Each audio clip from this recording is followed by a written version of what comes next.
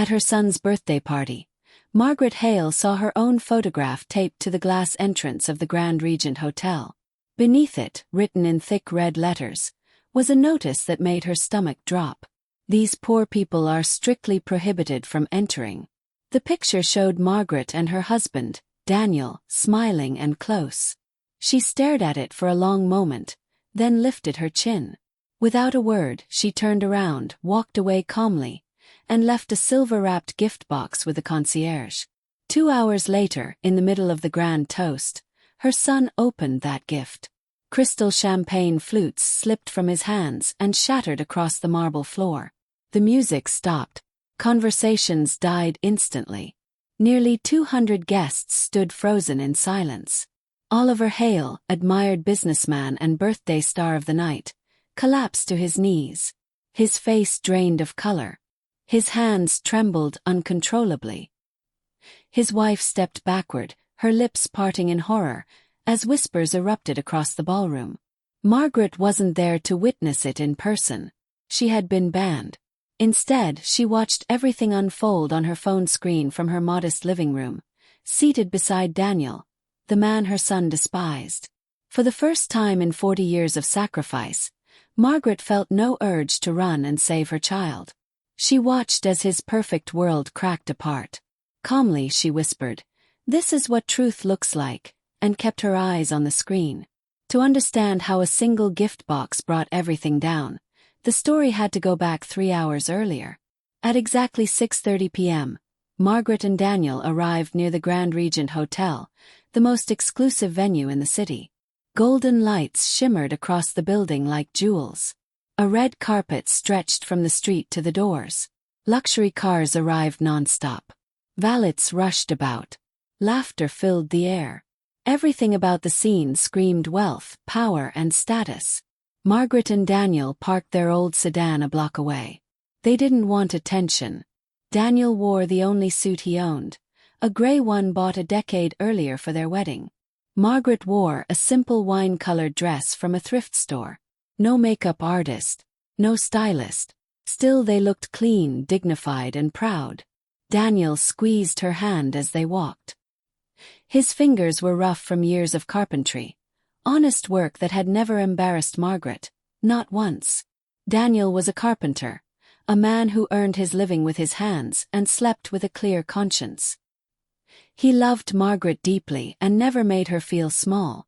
They had married 2 years earlier, after Margaret spent 15 years alone as a widow, raising Oliver by herself. Oliver, her only child. The boy she sacrificed everything for. As they climbed the hotel steps, classical music floated through the air, mixed with a heavy scent of roses and lilies. 2 security guards stood at the entrance, stiff and expressionless. Then Margaret saw it. A laminated photograph taped to the glass door, placed deliberately at eye level. It was her and Daniel, taken 6 months earlier during a visit to Oliver's office. They looked happy in the photo. In love. Below it, the message glared in red ink. Margaret felt the air leave her lungs. Her heart slammed painfully against her ribs.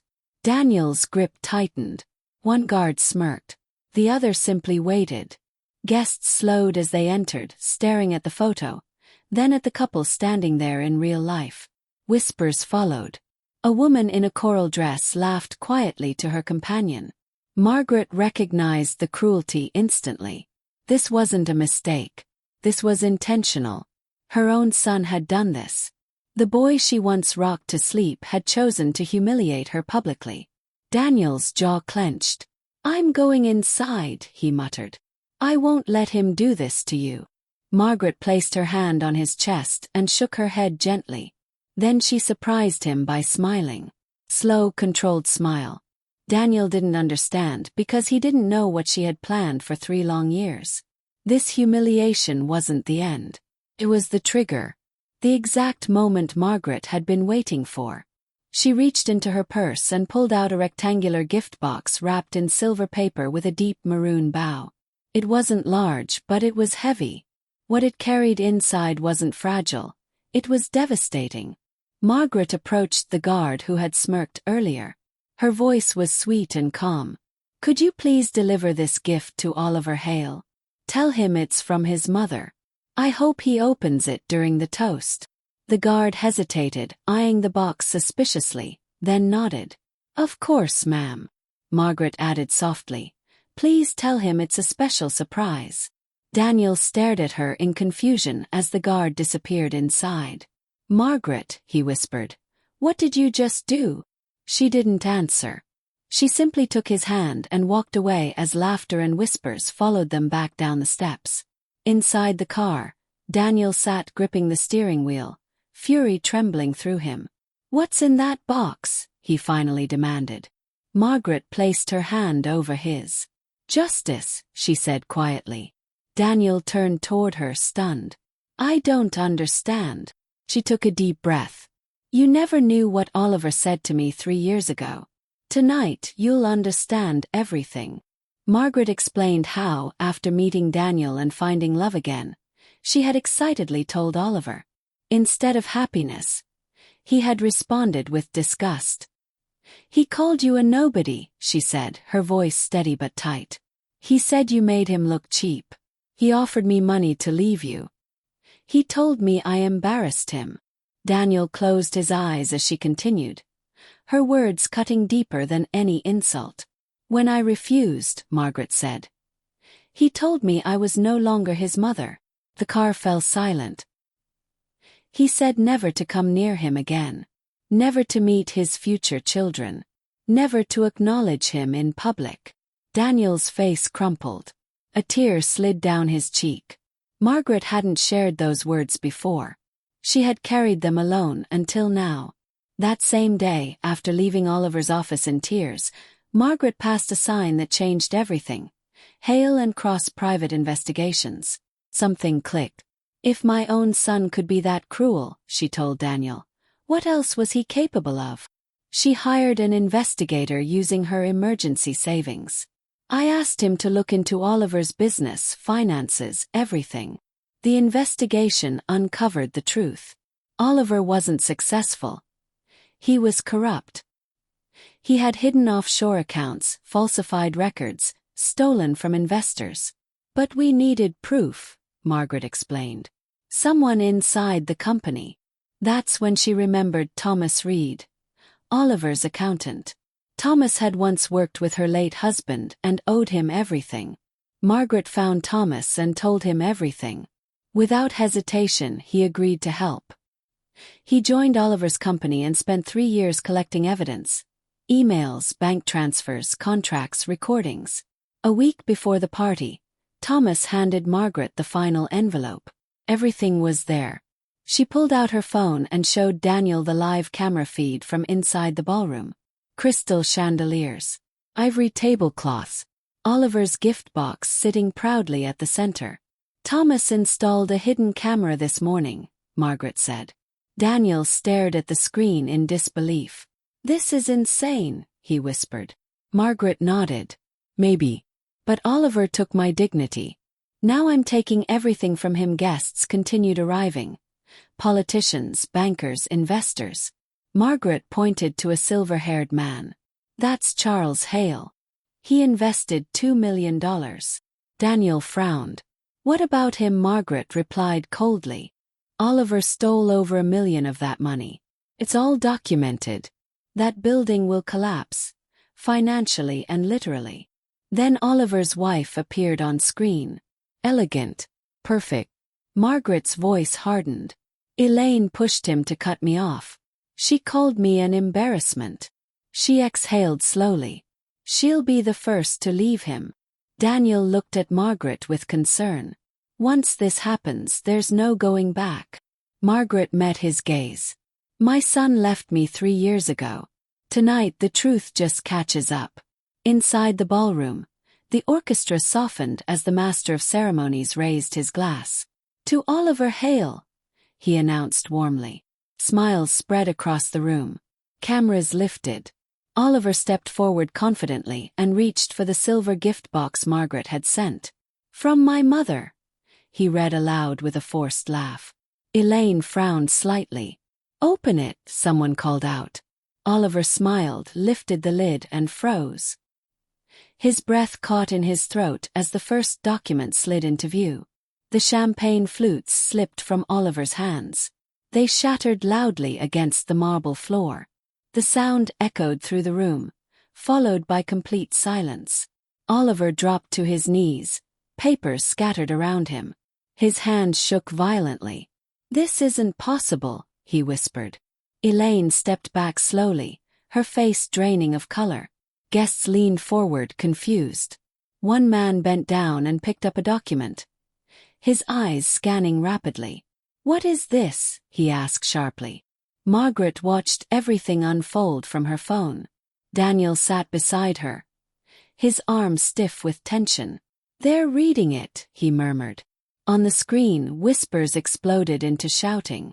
Investors compared documents. Lawyers grabbed phones. "This is fraud," someone yelled. Another voice shouted, "Call the authorities." Margaret didn't smile. She didn't cry. She simply watched, breathing slowly, as 40 years of silence finally broke. Elaine grabbed Oliver's arm. "Tell them it's fake," she hissed. Oliver looked up at her, eyes wild. "It's not fake," he whispered back. "She has everything." Elaine's hand slipped from his sleeve. She took another step away, then another, as if afraid his disgrace might touch her. Margaret noticed that moment clearly. "She's already gone," she said quietly to Daniel. Daniel exhaled slowly. "Are you sure you're ready for this?" he asked. Margaret nodded. "I was ready 3 years ago," she replied. "Tonight is just the ending." On the screen, a man in a dark suit shouted Oliver's name. "You stole my money," he said furiously.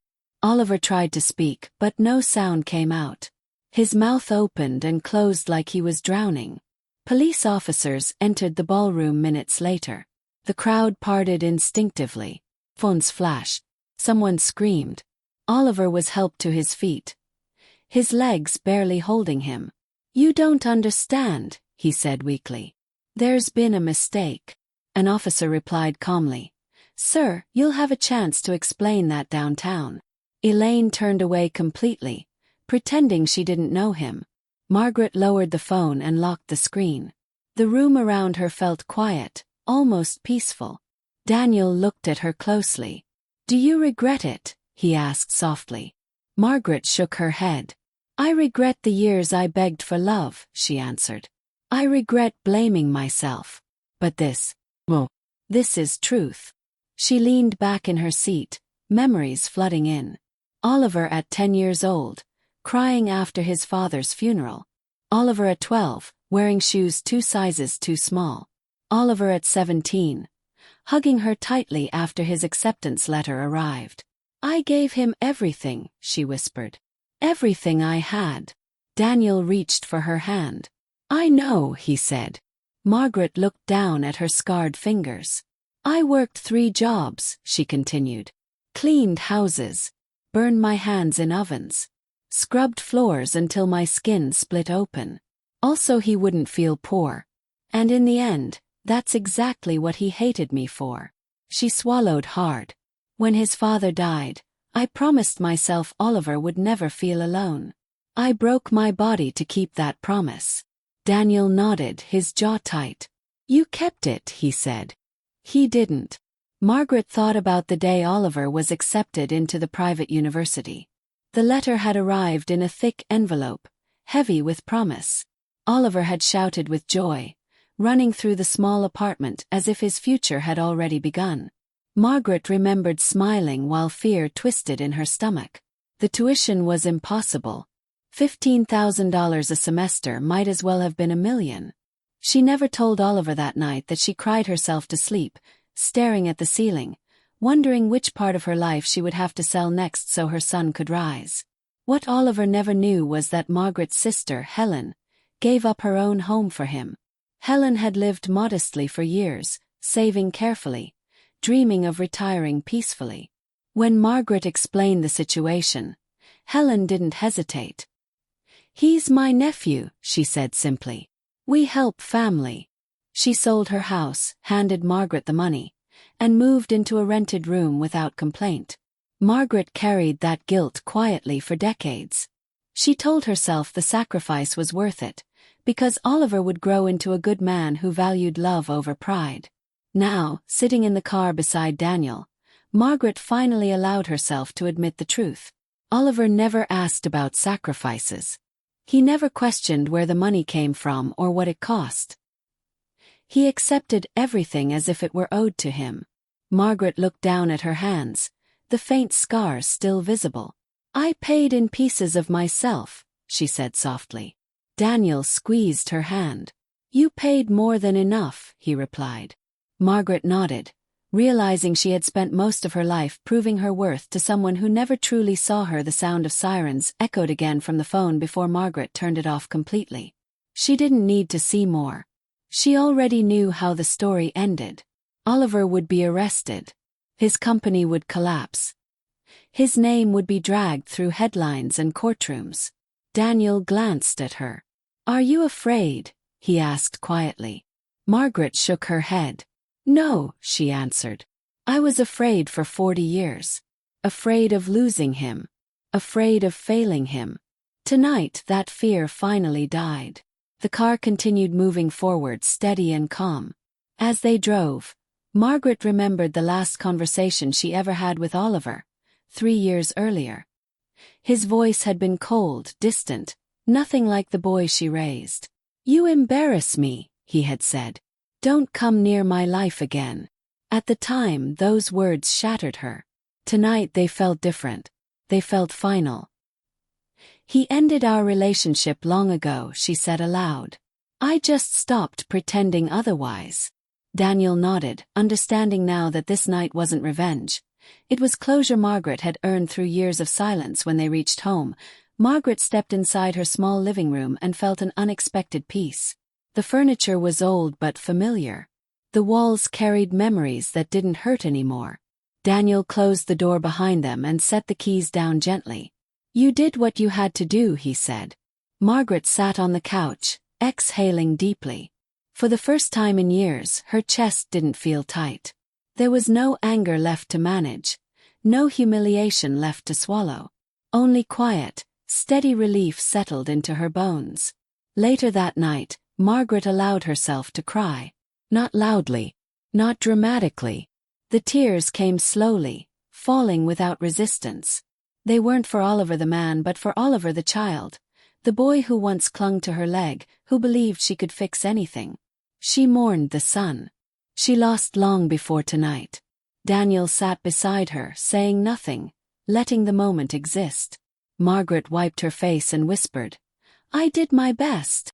Daniel answered firmly, "You did more than anyone could have." As the night deepened, Margaret realized something important. For decades, her identity had been tied to being Oliver's mother. Every decision, every sacrifice, every fear revolved around him. Tonight that chapter closed. She was still a mother, but she was also a woman again. A woman who loved. A woman who chose dignity. Margaret stood and looked at her reflection in the dark window. She didn't see shame anymore. She saw strength that had survived everything and finally stood upright. News alerts began buzzing on her phone, but Margaret ignored them. The world would talk. People would judge. Some would call her cruel. Others would call her brave. None of it mattered now. Justice had already taken its course. Margaret understood that truth didn't need approval. It only needed to exist. She turned off the phone and placed it face down. "I don't need to watch anymore," she said. Daniel smiled softly. "You're free," he repeated. This time she believed it completely. That night, Margaret Hale went to bed without guilt, without fear, and without regret. The years of sacrifice were not erased, but they were finally honored by herself. She understood now that loving someone didn't mean destroying herself for them. As she closed her eyes, the weight she had carried for 40 years lifted completely.